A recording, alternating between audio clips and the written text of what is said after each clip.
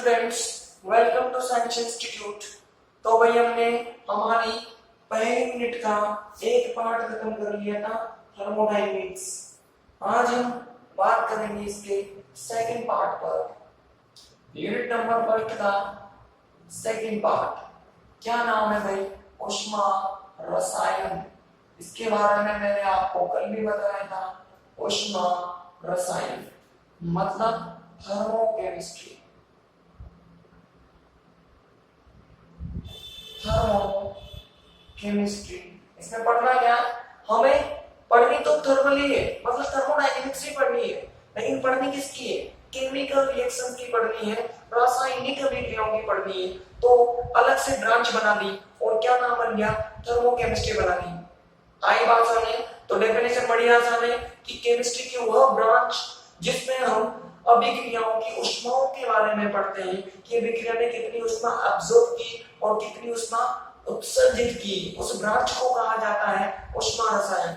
मतलब the branch of chemistry in which we deal about heat of reaction और enthalpy of reaction. How much enthalpy absorb by any reaction और release by any reaction. कितनी enthalpy और heat absorb हुई और कितनी enthalpy या heat release की, इस चीज का जो स्टडी है, इसका जो अध्ययन है, उस अध्ययन की जो ब्रांच है उसे कहा जाता है थर्मोकेमिस्ट्री या ऊष्मा रसायन। मतलब बेसिकली यहाँ पर चलेगी क्या? केमिकल रिएक्शन चलेंगी और उनकी ऊष्माएं चलेंगी, उनकी हीट्स होंगी हमारे पास और एंथैल्पीज होंगी। ये इसकी इजीली हम इस तरह से इसको हम डिफाइन कर सकते हैं।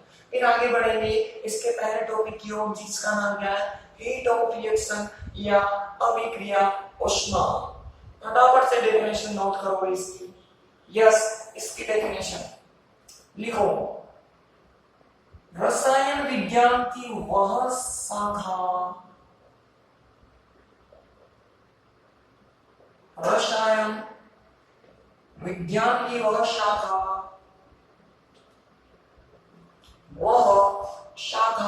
जिसमें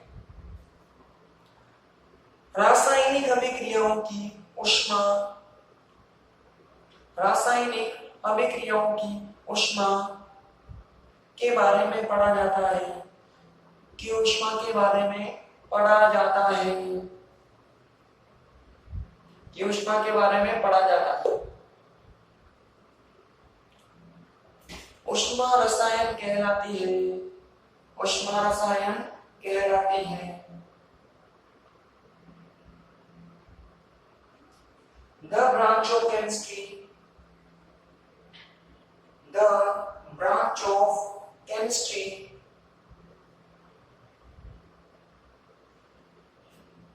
which deals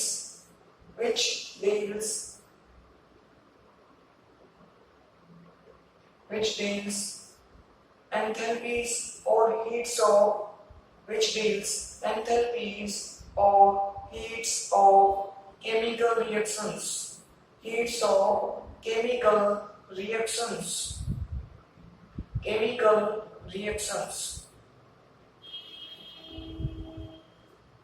is called thermochemistry,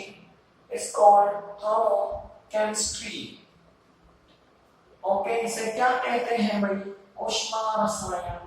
अब हम बात करते हैं इसके पहले टॉपिक पर। नाम क्या है भाई उसका? अभिक्रिया ऊष्मा, अभिक्रिया ऊष्मा, हीट ऑफ रिएक्शन। किस तरह से हम डिवाइड करेंगे किसी भी रिएक्शन की हीट को या उसकी एंथैल्पी भी बोला जाता है इसे। देखो भाई, माना कि कोई भी केमिकल रिएक्शन जब संपन्न होती है, सपोज करो ये कोई भी केमिकल रिएक्शन मैंने मान ली जो आर रिएक्टेंट से पी प्रोडक्ट के पास जा रही थी, इस अभिकारक से प्रोडक्ट की ओर प्रोसीड हो रही थी, संपन्न हो रही थी। जब ये क्रियाकारक बदलकर, मतलब जब ये क्रियाकारक क्रिया करके उत्पाद का निर्माण करेगा, when this reactant form product, जब प्रोडक्ट का फॉर्मेशन होगा, तो इस पूरी रिएक्शन में, इस होल केमिकल रिएक्शन में जो भी ऊष्मा का परिवर्तन होगा या एंथैल्पी का जो चेंज होगा, उस चेंज को कहा जाता है हीट ऑफ रिएक्शन या अभिक्रिया ऊष्मा। इजीली इसको डिफाइन किया हमने कि कोई भी केमिकल रिएक्शन में कैसे होती है, रिएक्टेंट किस में बदलेगा, प्रोडक्ट में बदलेगा, क्रियाकारक कहां जाएगा, उत्पाद के पास जाएगा, तो चेंज हुआ। इस चेंज में ऊष्मा का कितना परिवर्तन हुआ, कितनी हीट चेंज हो गई, उस चीज को कहा जाता है अभिक्रिया ऊष्मा। अब चेंज का मीनिंग क्या है यहाँ पर, या तो ऊष्मा अवशोषित होगी या ऊष्मा रिलीज होगी, मतलब या तो एंथैल्पी को अब्सॉर्ब किया जाएगा या उसे रिलीज मतलब उत्सर्जित किया जाएगा। दो ही तरह से चेंज हो सकता है। और तीसरी कोई कंडीशन है क्या, नहीं है, या तो उत्सर्जित होगी या अवशोषित होगी, या तो अब्सॉर्ब होगी या रिलीज होगी। तो इसी तरह से हम उसकी अभिक्रिया ऊष्मा को परिभाषित कर सकते हैं कि इस रिएक्शन में कितना एंथैल्पी का चेंज हुआ, उसे कहा जाता है अभिक्रिया ऊष्मा। ठीक, इसे रिप्रेजेंट कैसे करते हैं भाई, डेल्टा एच से, अलग अलग तरह से। अगर मैं कांस्टेंट प्रेशर की बात करता हूं, अब ये सारी चीजें समझ में आनी चाहिए आपको। डेल्टा एच मतलब क्या, मैंने इस रिएक्शन में क्या लिख लिया होगा, अरे कांस्टेंट प्रेशर ले लिया होगा, इसलिए मैं क्या लिख पाया, डेल्टा एच लिख पाया। अगर मैं बात कर दूं क्या स्थिर आयतन की, तो मैं डेल्टा एच ना लिखकर क्या लिखूंगा, डेल्टा ई। अब इन टर्म्स का मीनिंग पता लगना चाहिए आपको। डेल्टा ए का मीनिंग क्या है कि हमने यहाँ पर क्या लेकर रखा होगा, आयतन को नियत ले रखा होगा, वॉल्यूम कांस्टेंट ले रखा होगा। मैंने कहीं डेल्टा एच लिखा तो मतलब वहां पर क्या हुआ होगा कि हमने प्रेशर को क्या ले लिया, कांस्टेंट ले लिया, दाब को नियत ले लिया। ये सब चीजें आपको समझ में आनी चाहिए बिना बोले। ठीक, बोलने की जरूरत नहीं पड़नी चाहिए, उसकी रिक्वायरमेंट नहीं होनी चाहिए, क्योंकि हम इसके पहले थर्मोडायनेमिक्स पढ़कर आ चुके हैं और वहां से ये हमने बहुत अच्छी तरह से समझा था।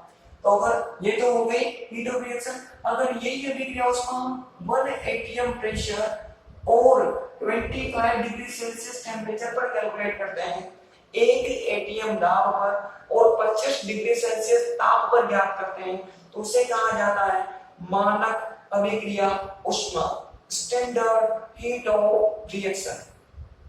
किसी भी नॉर्मल कंडीशन पर कैलकुलेट की तो नॉर्मल अभिक्रिया ऊष्मा, ओनली अभिक्रिया ऊष्मा। लेकिन स्पेशल कंडीशन लगा दी, स्पेशलिटी लगा दी हमने। क्या स्पेशलिटी लगा दी कि प्रेशर कितना हो 1 atm, टेम्परेचर कितना हो 25 डिग्री सेल्सियस, तो उसे क्या कहोगे, स्टैंडर्ड मतलब मानक अभिक्रिया ऊष्मा कहोगे। बोलो एकदम करेक्ट है कि नहीं है। अगर हम एग्जांपल की बात करते हैं तो ये लो भाई, मैंने पहला एग्जांपल लिखा H2 की मैंने रिएक्शन करवा दी Cl2 से, ये भी गैस में है और ये भी गैस में है, तो एवरीवन नो व्हाट यहां से क्या बनेगा, HCl बनेगा। कौन सी फॉर्म में, गैसियस फॉर्म में। इसमें जो एंथैल्पी का चेंज होगा वो इतना होता है 184.1 किलो जूल, इतना एंथैल्पी का परिवर्तन हुआ। अब माइनस क्या रिप्रेजेंट कर रहा है कि यहाँ पर ऊष्मा बाहर निकली है, रिलीज हुई है। बोलो बात समझ में आई कि नहीं आई। और मैंने बार बार बताया आपको कि जितनी भी एंथैल्पीज, जितनी भी ऊष्माएं होती है, सबकी सब पर मोल में कैलकुलेट की जाती है, एक मोल क्वांटिटी पर कैलकुलेट की जाती है। ठीक, पहला एग्जांपल ले लो, दूसरा टिका दो गई। मैंने कार्बन की रिएक्शन कराई O2 से, ये तो गैसियस फॉर्म में होता है और कार्बन क्या होता है, सॉलिड फॉर्म में। यहां से क्या बनेगी CO2। अरे कार्बन का मैंने क्या करा दिया, कंबशन करा दिया, दहन करा दिया। अरे याद है फर्स्ट ईयर को नहीं भूलना है, बार बार कहता हूं, पूर्वजों को याद रखो भाई, पूर्वज परेशान करेंगे वरना। CO2 बनेगी कौन सी फॉर्म में, गैस। बच्चा बच्चा जानता है व्हाट CO2 क्या होती है, गैस। डेल्टा H कितनी बार निकलेगी इसमें, -393.3 किलो जूल। माइनस का मतलब वापस क्या हो गया कि इतनी ऊष्मा बाहर निकली है, रिलीज हुई है। बोलो एकदम मस्त तरीके से हमने लिख दिया क्या। अरे कभी भूलोगे क्या, कभी भूलोगे क्या इस चीज को, नहीं भूलना है, कभी भी नहीं भूलना है। ठीक, फटाफट से डेफिनेशन लिखो। जल्दी लिखो। जब किसी रासायनिक अभिक्रिया में, जब किसी रासायनिक अभिक्रिया में क्रियाकारक क्रिया करके उत्पाद का निर्माण करते हैं, क्रियाकारक क्रिया करके उत्पाद का निर्माण करते हैं, तो अभिक्रिया के दौरान होने वाला ऊष्मा परिवर्तन, तो अभिक्रिया के दौरान होने वाला ऊष्मा परिवर्तन,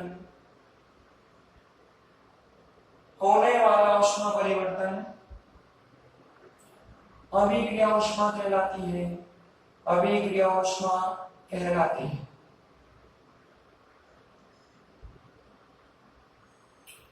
ठीक, अगली लाइन से लिखो। जब अभिक्रिया ऊष्मा एक एटीएम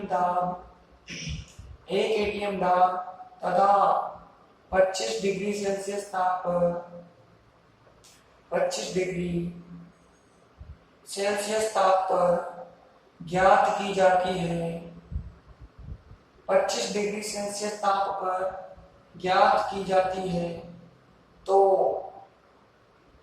इसे मानक अभिक्रिया ऊष्मा कहते हैं, मानक अभिक्रिया ऊष्मा कहते हैं। डन और नॉट हो गया होगा डन आपका। एग्जाम्पल्स लिख लो, दोनों आप लोग लिखिए भाई। When in a chemical reaction,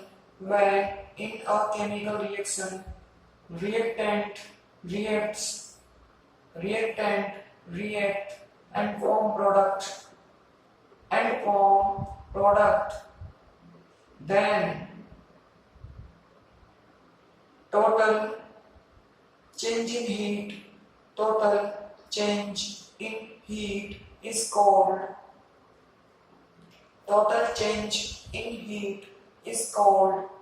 heat of reaction।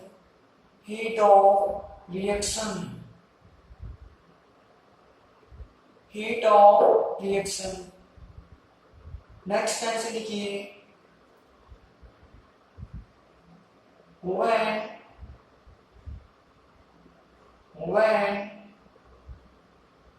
heat of reaction is measured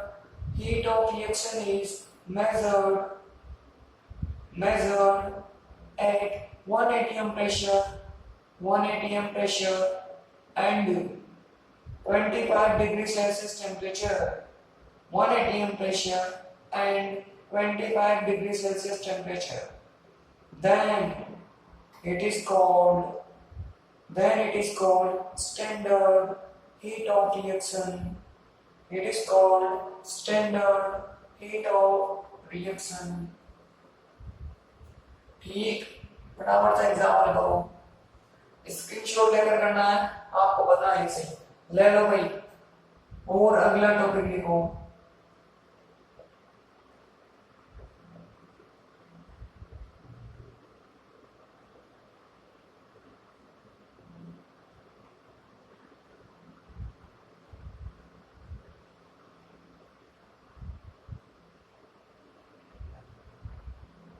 स्थिर दाब तथा स्थिर आयतन पर अभिक्रिया ऊष्मा, heat of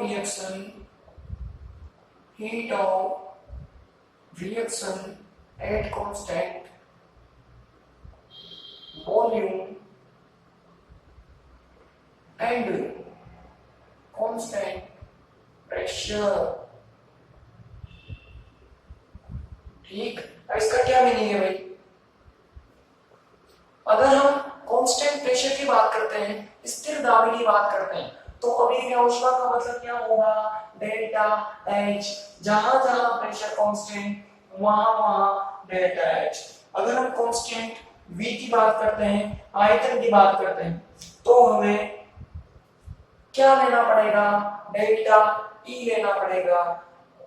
बताओ, मैंने भी थोड़ी देर पहले आप लोगों को बताया था, ये आप लोगों को लिखते ही समझ में आ जाना चाहिए कि ई का मतलब क्या है, एच का मतलब क्या है, उनका मीनिंग क्या क्या है, ये आपको लिखते ही आ जाना चाहिए। ठीक, अब सपोज करो कोई केमिकल रिएक्शन थी या कोई भी सिस्टम था, उसको मैंने पी को कांस्टेंट करके इतनी ऊष्मा दे दी। ठीक, किसी सिस्टम को, किसी रिएक्शन को कुछ भी मान लो, उसको मैंने स्थिर दाब पर क्यूपी ऊष्मा दी, मतलब कांस्टेंट प्रेशर पर क्यूपी हीट मैंने उसको दी, तो from first law of thermodynamics क्या लिख सकते हैं, फ्रॉम फर्स्ट लॉ थर्मोडायनेमिक्स क्या कहता है, टीटीएस का पहला नियम हमसे क्या कहता है, बोलो, अरे याद तो है ना, थर्मो केमिस्ट्री के चैप्टर में थर्मोडायनेमिक्स को मत भूल जाना, उसी से ही आगे बढ़ेगी। तो क्या होता है भाई, D Q upon D E minus D W. ठीक, अब मैंने कांस्टेंट प्रेशर पर दिया है, तो यहाँ पे क्या हो जाएगा, क्यूपी हो जाएगा।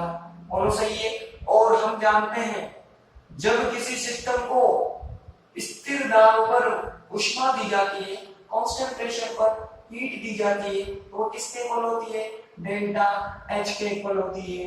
बोलो, इतना हम जानते हैं कि नहीं जानते, इसको भी डी कर लो। बोलो, इतना हम जानते हैं कि नहीं जानते, वी नो दैट, इसे हम ऑलरेडी जानते हैं।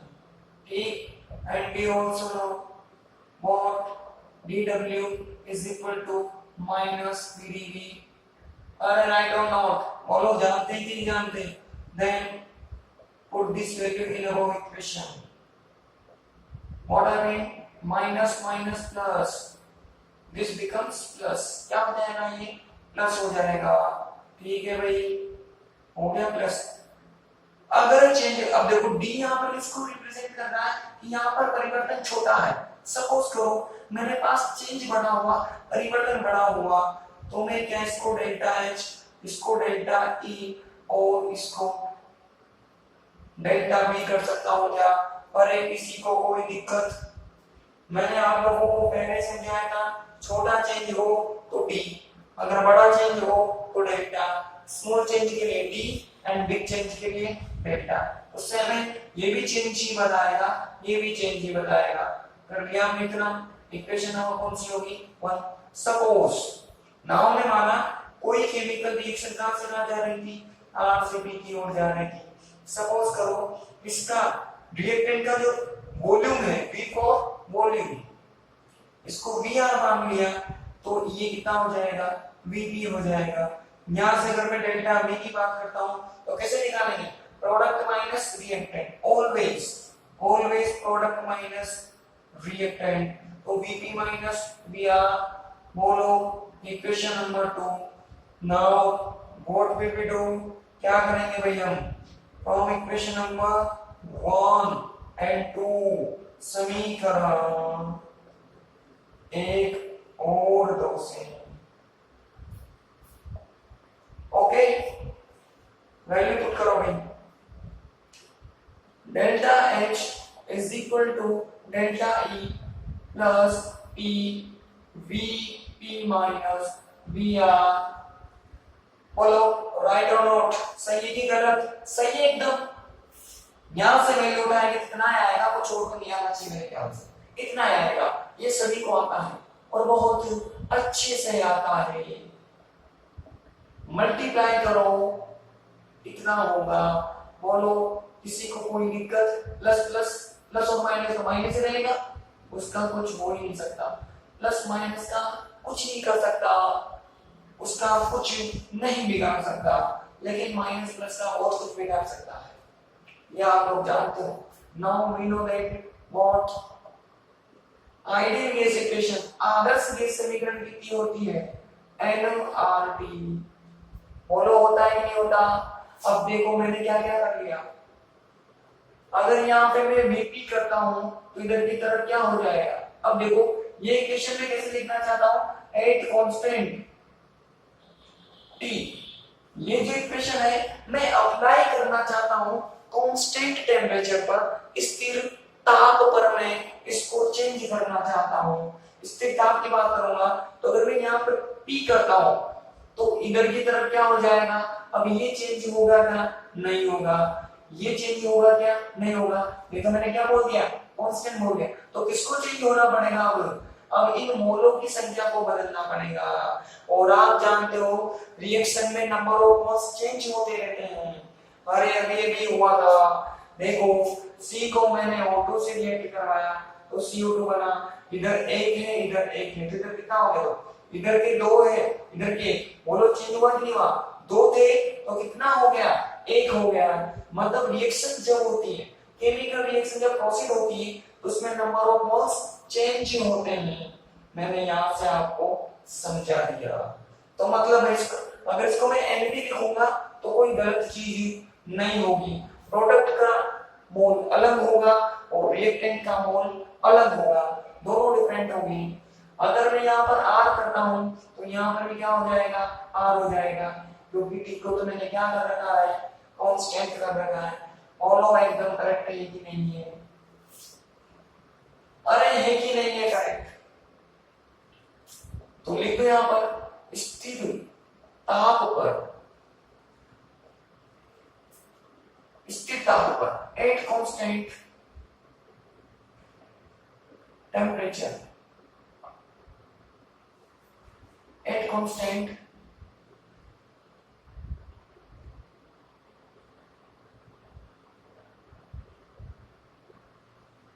बोलो क्या होगा, PV is equal to nRT। लगा दो स्थिर ताप पर, पता चल गया क्या क्या करना है। तो दिस इम्प्लाइज क्या हो जाएगा, delta H is equal to delta E plus, अब देखो PVP तो यहां से क्या हो जाएगा, NPRT, ये माइनस इधर की तरफ NPRT। अरे आ गया ना, P करोगे तो P हो जाएगा, R करोगे तो R हो जाएगा। तो हमने वैल्यू पुट कर दी। अब जो कॉमन आता है ना उसको बाहर निकाल लो। तो यहां से मैं साफ नजर आ रहा है RT कॉमन आ रहा है, ठीक है ना। तो अंदर की तरफ क्या बच गया, NP माइनस NR बच गया और ये R दिया गया। यहां से मैं क्या कर सकता हूं, NP माइनस NR को मैंने क्या कर दिया, डेल्टा है, और N क्या है, गैसियस। ऑलवेज ध्यान रखना ये जो मोल है ये प्रोडक्ट की गैसियस मोल है, ये जो मोल है वो रिएक्टेंट की गैसियस मोल है। तो मैंने गैस क्यों माना, अरे मैंने गैस क्यों माना, कोई मुझे बच्चा आंसर बता सकता है, कमेंट करो फटाफट से, जल्दी करो मैं पढ़ लूंगा, करो करो जल्दी। कि मैंने N को गैसियस क्यों माना। देखो भाई आपको पता है ये जो समीकरण है और ये कौन सी गैसों पर लागू, मतलब किस पर लागू होती है, ओनली गैसों पर लागू होती है, ओनली गैसें से उदय करती है। तो हमने इस समीकरण की बात की तो यहाँ पर जो ये मोल होंगे ये भी कौन से मोल होंगे, गैसियस मोल होंगे, गैसीय अवस्था के मोल होंगे। बात समझ में आई, ये सिर्फ गैसों पर लगेगी तो ये मोल भी गैस वाले, ये मोल भी गैस वाले, तो चेंज भी मुझे क्या मिलेगा, गैसियस मोल का है तो चेंज मिलेगा। बात समझ में आ रही या नहीं आ रही। हमने जी लिखा क्योंकि ये सिर्फ किस पर लागू होती है, गैसों पर लागू होती है।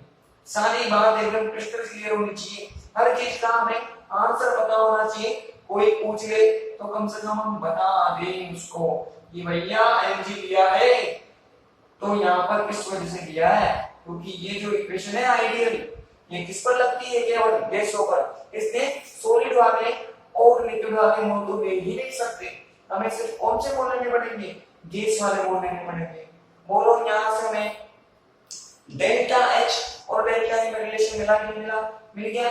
अगर हमें T गिवन कर दिया जाए, डेल्टा Ng दे दिया जाए तो बताओ इनमें से कोई एक दे दी, कितने मान अननोन है, एक तो ये मान अननोन है, ये अननोन है, ये अज्ञात मान है और ये ज्ञात मान है। कोई भी तीन मान दे दे तो छोटा मान आएगा कि नहीं आएगा, या ये तीनों दे दिए तो ये वाला मान आएगा कि नहीं आएगा, आएगा। नॉर्मल सी चीजें, जितने भी अननोन वैल्यूज है उनमें से कोई भी एक को छोड़कर अगर बाकी ले दी जाए तो बाकी की चीजें हमें आ जाएंगी। डेल्टा ई दे दे, ये दे दे, ये दे दे, ये आ जाएगा, ये दे दे, ये दे दे, ये दे दे, तो ये आ जाएगा। ठीक है भाई, ये हो गया। अब इस इक्वेशन पर हम तीन कंडीशन अप्लाई करके देखेंगे, 1 2 3। ठीक है, फटाफट से देखो इसके नीचे, माना कि किसी रासायनिक अभिक्रिया को, माना कि किसी रासायनिक अभिक्रिया को स्थिर दाब पर DQP ऊष्मा दी जाती है। माना कि किसी रासायनिक अभिक्रिया को स्थिर दाब पर DQP ऊष्मा दी जाती है, तब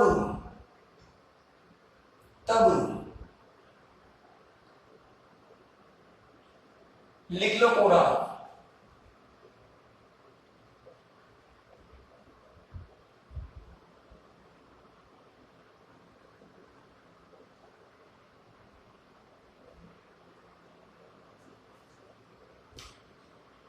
Suppose DQP heat is given to any system at constant pressure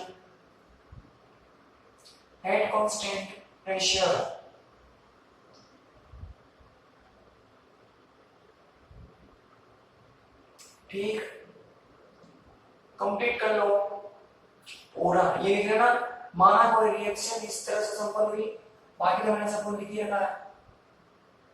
फटाफट से यहां तक कर लो, यहां तक।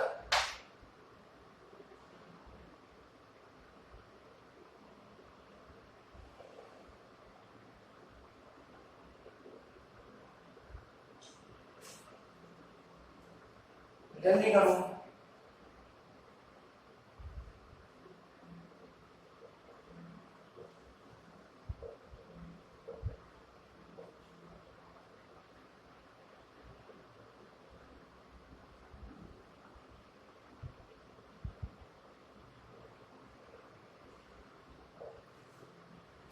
डेल्टा ई क्या है भाई?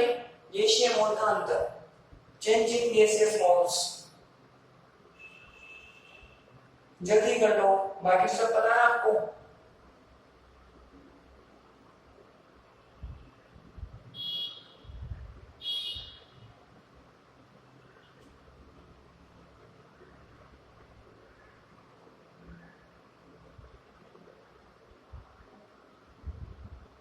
कर लिया होगा भाई? ठीक है, इक्वेशन नंबर 3 कर लेना इसको। आगे बढ़ते हैं, लिखो इसके नीचे, उपरोक्त समीकरण की सहायता से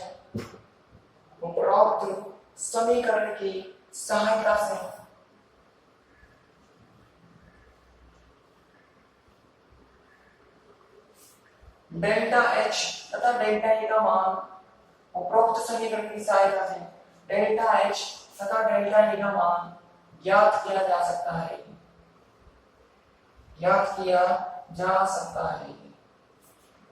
समीकरण डेल्टा एच तथा डेल्टा ई में संबंध है। यह समीकरण डेल्टा एच तथा डेल्टा ई में संबंध है। डेल्टा एच तथा डेल्टा ई में संबंध। अगली लाइन से लिखो, समीकरण 3 पर निम्न स्थितियां लागू करने पर, समीकरण 3 पर निम्न स्थितियां लागू करने पर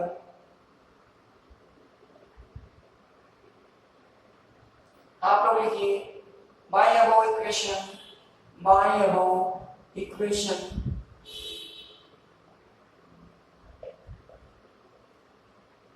value of delta h and delta e, value of delta h and delta e can be calculated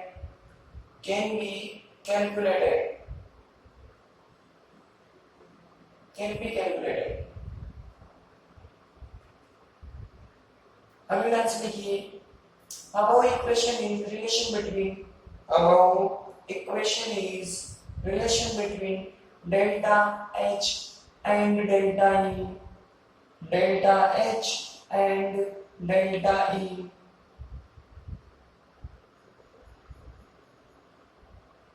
Next tense लिखो, on applying following conditions, on applying following conditions on equation number 3, equation number 3.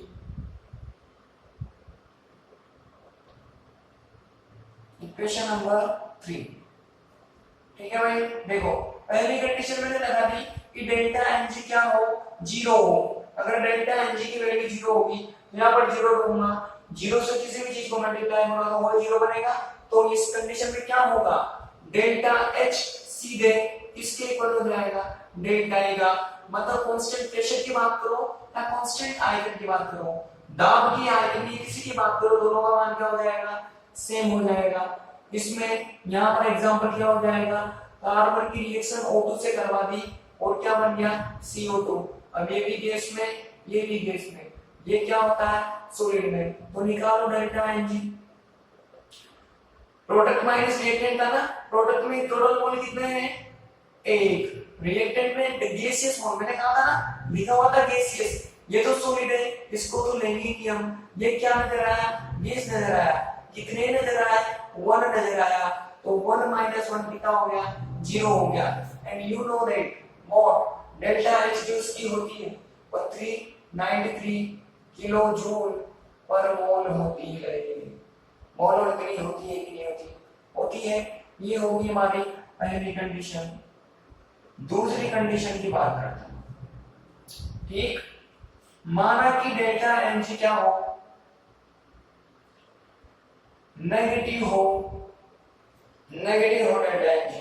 अब देखो अगर ये negative होगा, ठीक है ना, ये माइनस तो मतलब यहाँ भी क्या आएगा, माइनस आएगा। अब देखो इस डेल्टा ई में से कुछ वैल्यू माइनस की, तब जाकर ये जो फाइनल वैल्यू बनी ये किसकी इक्वल हुई, डेल्टा एच की इक्वल हुई। मतलब some value is subtracted from delta E, इसमें से कुछ वैल्यू को माइनस किया, तब जाकर जो फाइनल वैल्यू बनी वो किसके इक्वल हुई, डेल्टा एच के इक्वल हुई। तो बात समझ में आ रही है कि यहां से सीधा लिखा जा सकता है delta H always smaller than delta E. इसमें से कुछ माइनस किया है तब जाके बराबर होगा, तो डेल्टा ए क्या होगा, बड़ा होगा, ग्रेटर देन होगा। एग्जांपल इसका जो हो जाएगा वो कुछ ऐसा होगा। देखो मैंने बेंजीन का क्या करा दिया, कंबशन करा दिया। बेंजीन होती है लिक्विड, बेंजीन का मैंने कंबशन कराया, दहन करवाया। ये गैसियस और दहन है, बताया ना आपको, जितने भी कार्बन है सबके सब क्या बनकर बाहर निकलेंगे, CO2 बनकर बाहर निकलेंगे। जितने भी हाइड्रोजन है सबके सब क्या बनकर बाहर निकलेंगे, H2O बनकर बाहर निकलेंगे। H2O लिक्विड होता है।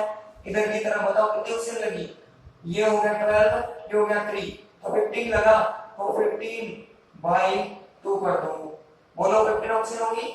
अब यहाँ से अगर मैं डेल्टा एच निकालता हूँ तो बताओ ये लिक्विड है, ये गैस है, तो टोटल कितना लिखना पड़ेगा मुझे, 6 लिखना पड़ेगा। ये लिक्विड है, इसको छोड़ दो, ये गैस है, तो कितना 15/2। अब बताओ सोल्व करो, 15/2 मतलब 7/2, मतलब 7.5 होगा, 7.5 होगा, 7.5 में से 6 जाएगा तो कितना बचेगा, 1.5, मतलब कितना बचेगा, 3/2। ये कैसे भी कर लो, 12 हो जाएगा, 3/2 बचेगा।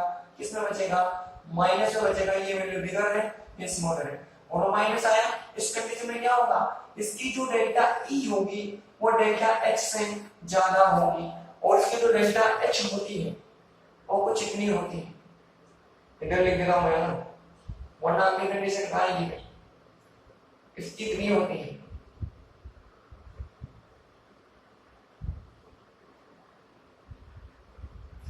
ठीक, इसको भी मैं ना ऐसे कर लेता हूं ताकि हमारी अगली कंडीशन आ जाएगी। और तो क्या है, बोलो हो गया कि नहीं हो गया।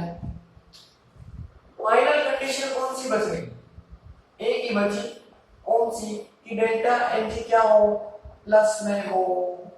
बताओ अब क्या होगा आगे क्वेश्चन में। ऐसे था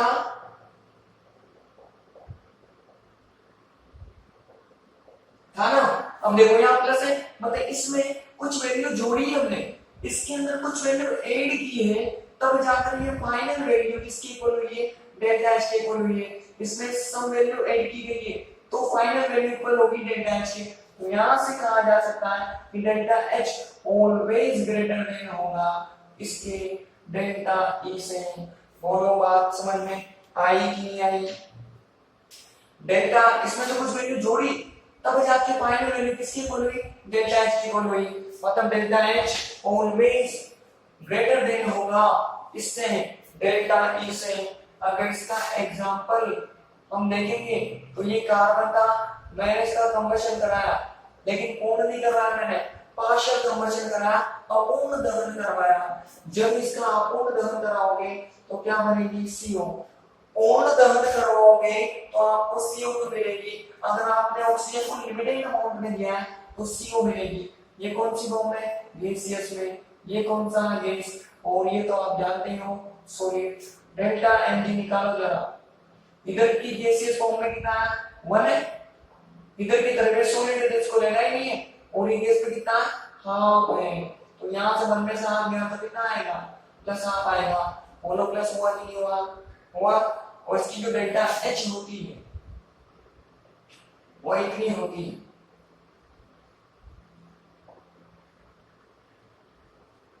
आ गई बात समझ में, इतनी होती है वैसे। तो तीनों एग्जांपल क्लियर हो गए। जीरो हो तो दोनों इक्वल हो जाएगी, अगर माइनस हो तो delta E greater than delta H, plus हो तो delta H greater than delta E. और इनके कुछ एग्जांपल मैंने आपको लिखा दिए।